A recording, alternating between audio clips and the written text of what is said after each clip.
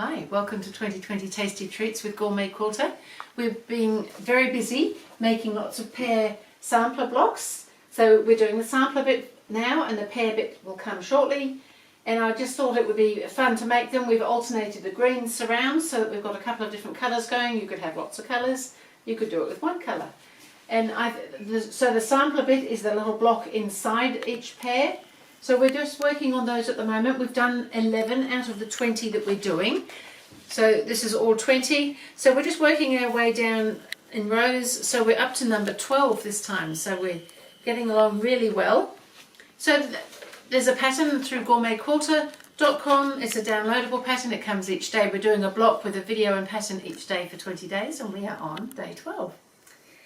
So the pattern's going to look a bit like this. It's going to tell you what size to cut of what to make each block and tells you how to put it together. But I'm just here just to show you how to put it together. So this time we're making a little pinwheel block. Now what we need to make is units like this. So they're not exactly tricky, but they're just a couple of steps of work to do. So what we needed to start out with, as I said, all the cutting instructions are in the pattern for sizing and things. So we needed to start out with some of our white squares and some red squares in order to make this half of the unit. So we just need a couple of each of these. So I've actually already gone ahead, as you can see, I've started doing my block. And so I've drawn a diagonal line along the white up the centre from point to point, and then I've stitched 1/4 inch either side of that line because I'm going to cut along that line. And I can go ahead and do that now that we're here, so that I've got two half square triangle units that will work really well for us because we need 4 altogether, so we had to make 2 lots of these. So we're going to just press these. I'm just pressing them towards the red, which is the darker colour. It doesn't particularly matter, but they should all be done the same way. It will help a lot if everything is done the same way, because this is something that is going to matter a little bit later on. So what I'm going to do now that I've got that, I'm going to treat that as another square that we're going to sew onto the yellow squares in this case. So I need to draw my diagonal line again from point to point, and this time we're going to cross over that seam that we've sewn there. So we don't have to trim up or anything at this stage. We just need to have this square ready to join to the yellow in just the same way that we've been doing, except that where we've stitched either side of the line on the red and white, this time we're going to be stitching on the line like we've been doing for some of our other half square triangles, because what we're actually doing now effectively is making a half square triangle, except that one of them's already been divided. Now that's confusing, isn't it? So I've got my unit here and I've got my square.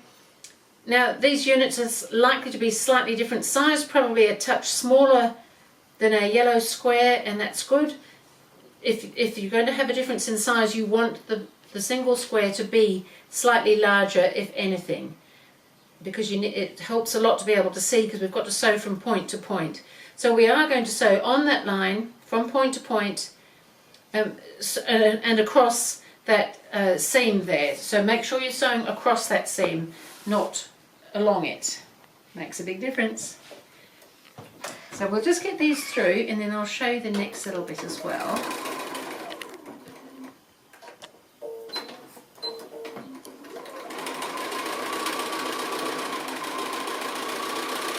So point to point on both of these.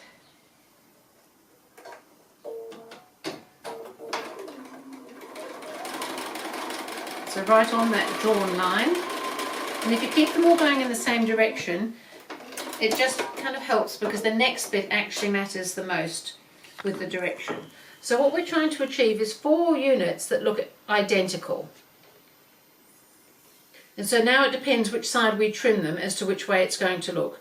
So if we trim it this way, so we're trimming off this half, that is going to look identical. We've got the red in the same place and the white and the yellow. If we, however, flip it the other way, it's not right. Everything's back to front. So we only get to use half of this square. So just make sure you're trimming the right way. So as I said, if you always have them sitting in the same position, so that the red and white line is out there, so when I trimmed these it was like that. And if you do the same thing here, you want this with the red down there. This is important that you get this bit right, and then you can simply trim as we would normally do, 1/4 of an inch away from our seam that was right on that diagonal line. So we can just trim that away, and we can trim that away. We don't need those bits. And what we now have is 2 more units that will need trimming up because they're not quite the right size at this stage, but this is the beauty of this. If we do it ever so slightly larger like this, so that we just trim up those little edges, we get a really nice unit at the end, which will join up really nicely into our block. So I've got those sitting nicely now, and now we've done square trimming before, and we've got a diagonal line on our block. It doesn't really matter which way we turn the block for trimming. We're going to position that diagonal line right along the diagonal line of the block, and we're going to trim these to the size that we need. And they should, so what we should have is, if your ruler is anything like mine with this line going through, that should sit in the middle where those lines intersect. It should intersect where we're cutting out at this corner, and this corner. This one it won't, because it's just a piece of fabric out there. So you can line up in all those positions to make sure that it's all sitting really nicely. So when we've trimmed those first 2 sides, we can turn it around so that the diagonal that we're following is still coming up there. And the same thing again, this should line up in the centre and the corners. Well, that corner. This one won't, because it's just a piece of fabric.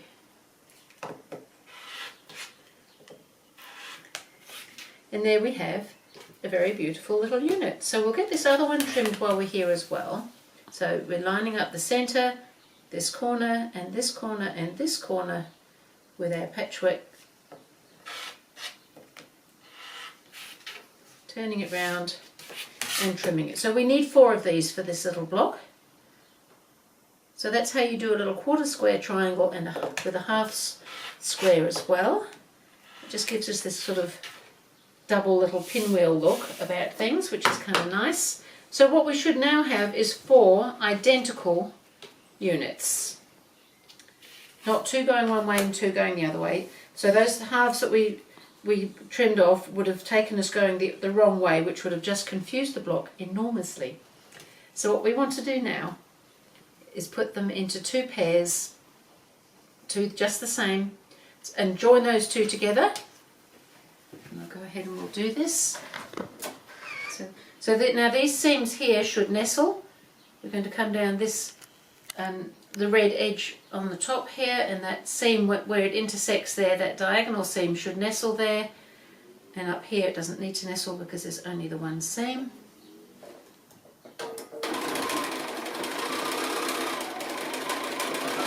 And we want to do that on both pieces. So if we sit them both identically, it will help. It just helps you get into a bit of a rhythm if you know they're all meant to be going up the same way at this stage and things like that, especially if you were making multiple blocks, lots of blocks the same. You could just line them all up.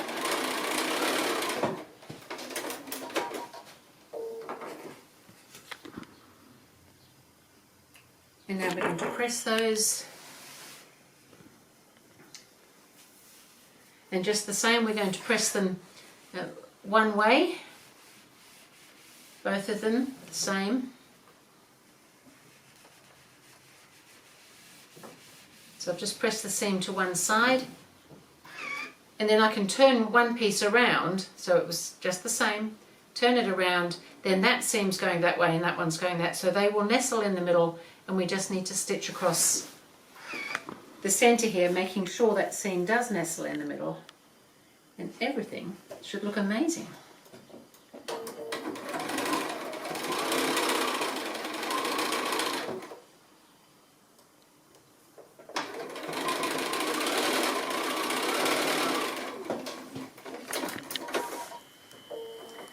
But this time I might press that seam open. Normally I press them to one side. We've got a lovely point in the centre there, but I think it's quite bulky, so I think pressing that centre seam now that we've just stitched open is a good idea. It'll just help it sit a little bit flatter in the centre there, because it's quite bulky with all those little points meeting.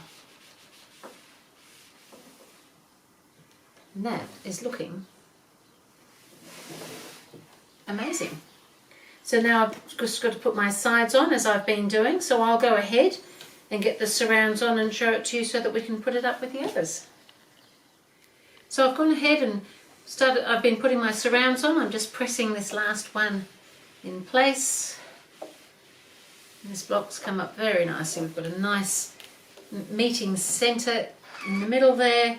We've got the double pinwheels going around. So that was block number 12. We'll pop it up here with our other blocks, because it's all looking pretty amazing.